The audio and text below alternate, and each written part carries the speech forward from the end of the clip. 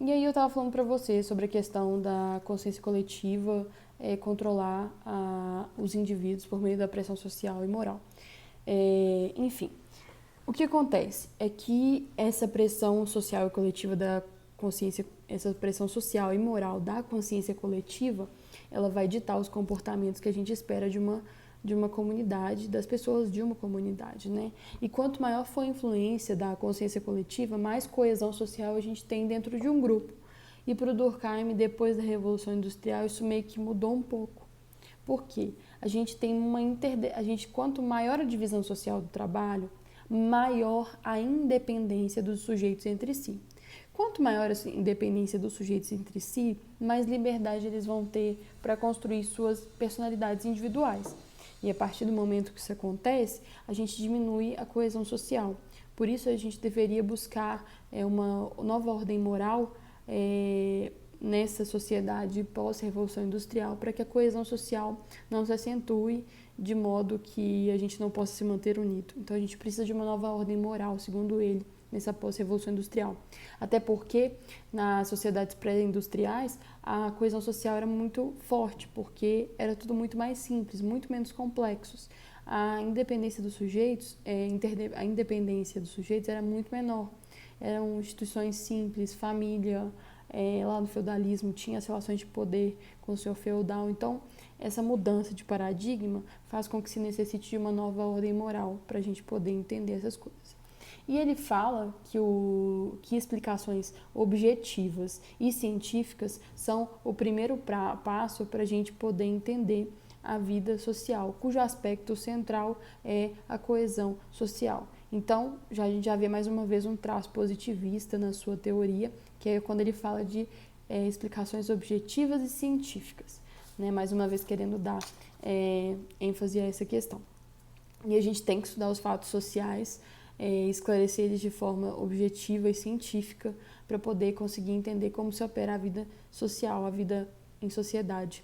Por isso que o objeto da sociologia tem que ser os fatos sociais. Os fatos sociais, para o Durkheim, eles são o objeto da sociologia, o objeto de estudo, que deve ser o objeto de entendimento. Então a gente tem que buscar entender, compreender, descrever os mecanismos, como eles se originaram, como eles funcionam, como que eles se operam em todas essas instituições sociais, porque são esses mecanismos que mantêm a vida em sociedade, são os mecanismos que constituem essa coesão social, entendeu? Então a gente tem que centrar as nossas buscas nesses mecanismos, nessa origem deles, nesses funcionamentos, como eles se operam, para a gente entender como que eles mantêm unidos a sociedade, e esses mecanismos são os fatos sociais, ok? Então, o fato das pessoas se manterem juntas está mais ligado a uma coisa que está fora delas do que a uma coisa que está dentro delas, entendeu? Por Durkheim. Então não é porque, a Rayara quer casar com o Joãozinho. Não, existe um fato externo muito mais forte que faz com que o casamento se opere. É mais ou menos essa lógica, tá bom? Então, ele vai confeccionar uma pesquisa social que vai se basear mais uma vez em métodos científicos robustos, porque ele quer trazer aquela credibilidade que a gente já está sabendo. Então, uma postura ideal de um sociólogo para o Durkheim é um sociólogo que se afasta das noções do senso comum, que se projeta para fora do seu objeto de estudo. Então ele se coloca numa posição exterior, ele se coloca num ponto fora do objeto de estudo dele, o sociólogo, e ele tem que ser objetivo e ele tem que ser neutro. Isso é muito complicado a gente pedir de uma pessoa, mas para o Durkheim, o sociólogo tem que ser uma pessoa objetiva, tem que ser uma pessoa neutra, tem que observar o seu objeto a partir de métodos científicos, claro, respeitando os limites daquilo que as ciências sociais exigem do sociólogo, ok?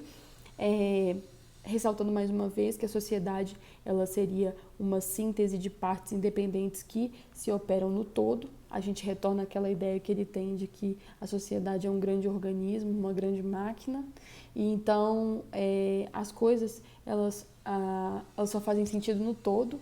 A gente retorna à ideia de novo de consciência coletiva como algo fundamental para a sua teoria, ok?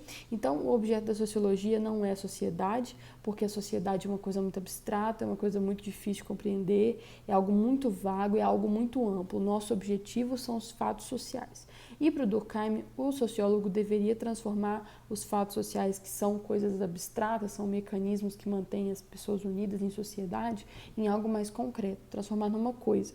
Se ele reduz essa coisa, esse fato social a uma coisa, ele consegue aprender, observar e tentar entender como é que esses mecanismos eles se operam, né? Então, é basicamente, mais uma vez, implantar um estudo sistemático, assim como os paradigmas positivistas colocavam, ok? Então, os fatos sociais são construções sociais adquiridas pelo indivíduo ao longo do processo de socialização e eles são responsáveis por manter ele unido em sociedade. Então, manter como se fosse uma cola que mantém as pessoas juntas, ok? Passando para frente. Tá. Agora, os fatos sociais eles têm 3 características: coercitividade, generalidade e generalidade e exterioridade, tá? São 3 características dos fatos sociais que são muito importantes. Coercitividade. Os fatos sociais exercem um poder de levar como se dobrasse o indivíduo a se atuar de determinada forma. Então, os fatos sociais, por exemplo, levam a Maria a se portar de maneira educada perante as outras pessoas, dar bom dia, boa tarde, boa noite, e eles são coercivos, eles têm uma certa sanção que se opera de forma espontânea ou sanções legais quando você deixa de fazer de cumprir aquilo que os fatos sociais determinam. Por exemplo, uma sanção espontânea, a Maria, quando ela deixa de dar bom dia, a pessoa fala: poxa, você tem que ser educada, né? As regras sociais falam que a gente tem que cumprimentar as pessoas, por que você não fez isso? Ou quando a Maria deixa de dar preferência a um idoso na entrada de um elevador. Como é que você faz isso? Você não respeita os idosos, não respeita os mais velhos. Então, esse elemento coercitivo dos fatos sociais... Um minuto. Então, esse elemento coercitivo fica muito claro. Agora, você tem uma sanção legal também, como, por exemplo, estacionar fora do horário num local que não pode. Tem uma sanção legal que é a multa ou até mesmo o reboque. Então, você é compelido, você é forçado a se comportar de determinada forma sob pena de uma sanção legal, ok? Então, acaba que o próprio grupo social do qual você faz parte, ele se torna um agente de socialização coercitiva sua. Ele vai fazer com que você se comporte de determinada forma, como, por exemplo, lá no caso da Maria, quando ela foi repreendida pelo colega dela. Ele se torna um agente de socialização coercitivo, a partir do momento que ele condena o comportamento dela ao fato de que ela não dá bom dia para a pessoa do elevador, não cede seu lugar, não cede a entrada para um idoso dentro de um elevador. E, no caso, as entidades da polícia judiciária, quando te multam ou retiram seu carro do local que você estacionou e que não podia fazer isso, ok? Exterioridade. Volta àquele ponto. Os fatos sociais se operam de maneira externa aos indivíduos, não depende deles para existir. Então, eles estão ali pairando e dispersos sobre a sociedade, capazes de compelir a pessoa a comportar de uma forma X ou uma forma Y. Então, não tem esse negócio de que eu me comporto espontaneamente, nada disso. Você assimila e reproduz, ok?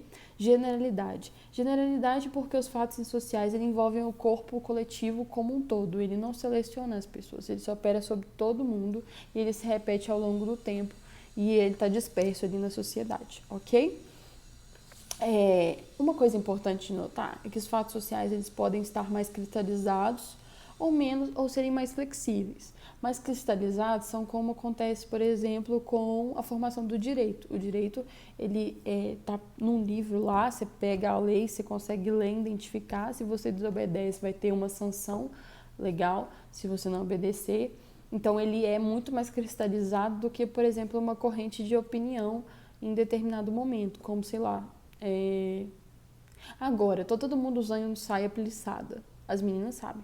todo mundo usa saia plissada. É uma corrente ali daquele momento, é mais flexível, pode ser que daqui a pouco as pessoas não usem. Isso acaba te influenciando a usar a saia plissada, porque todo mundo está usando a saia plissada. Então, esses fatos sociais, eles são exteriores à consciência das pessoas, eles podem ser mais flexíveis, como uma corrente de opinião, ou podem ser mais cristalizados, como acontece em relação às normas jurídicas, e eles não precisam do ser humano para eles existirem, eles existem independente do indivíduo, ok? O Durkheim divide os fatos sociais em normais e atípicos ou patológicos. Essa classificação em normais e atípicos ou patológicos não é uma classificação que faz um juízo de valor e fala normal é melhor do que o patológico. Não, é simplesmente uma classificação que ele vai fazer. E é importante a gente pensar nesses fatos sociais, porque os fatos sociais normais, eles se operariam numa sociedade que está tudo rolando normal, como se a gente estivesse seguindo uma linha retilínea. Tá tudo certo. As coisas estão acontecendo, a vida está continuando, as pessoas estão se casando, têm filhos, não têm filhos, estudam, não estudam, tá tudo assim, normal, ok. Aí, em determinado momento, começam a ocorrer fatos sociais patológicos ou anômalos. Esses fatos sociais patológicos ou anômalos levariam a sociedade a um quadro de anomia social. O que é esse quadro de anomia social? As bases institucionais e valorativas entrariam em crise e os laços sociais ficariam afrouxados. Então, acontecem certas coisas que provocam uma desestabilização das bases institucionais e valorativas e inexiste um sentimento de propósito em relação à sua própria colocação dentro da sociedade. Paira um sentimento de medo e as mudanças acontecem de forma muito acelerada. Eu acho que a gente pode aplicar isso em uma sociedade que passa por uma crise econômica fortemente profunda, como aconteceu com a crise de 29, em que, em casos extremos, as pessoas pulavam de prédios, entendeu? Existia um sentimento de medo, a gente teve crise de abastecimento de alimentos, falta de emprego, etc. Então, seriam nesses momentos que as bases institucionais se encontrariam mais fragilizadas e seria um momento em que acontecem fatos sociais anômalos ou atípicos que provocam esse quadro de anomia social, ok? Pois bem, divisão social do trabalho e formas de solidariedade. Para ele não, na verdade a gente constata que depois da Revolução Industrial existe um deslocamento das pessoas para as cidades. Com esse deslocamento, a gente também tem uma mudança na forma da divisão social do trabalho, muda tudo. E esse fato, esse movimento de mudança social é muito importante para o Durkheim, porque ele fala de um conceito de divisão social do trabalho, ele traz esse conceito. E ele fala disso não apenas como as especializações econômicas que vão se operar em relação aos modos de produção capitalistas, mas também em relação ao nascimento de instituições como o judiciário, um sistema educacional, enfim, instituições que se moldam a partir dessa nova divisão social do trabalho que acontece, né, depois da Revolução Industrial e faz com que também o indivíduo se coloque de forma diferente em relação aos outros dentro da sociedade. E ele fala tanto disso porque para ele o trabalho é um conceito muito essencial para a gente entender o que é a sociedade. Por isso que é importante a gente pensar na divisão social do trabalho, ok? Vou ler um trechinho aqui rapidinho. Ao longo da história, os indivíduos se dividiram e se organizaram em diferentes funções sociais para atender às necessidades de sobrevivência. E tudo isso ficou conhecido como divisão social do trabalho.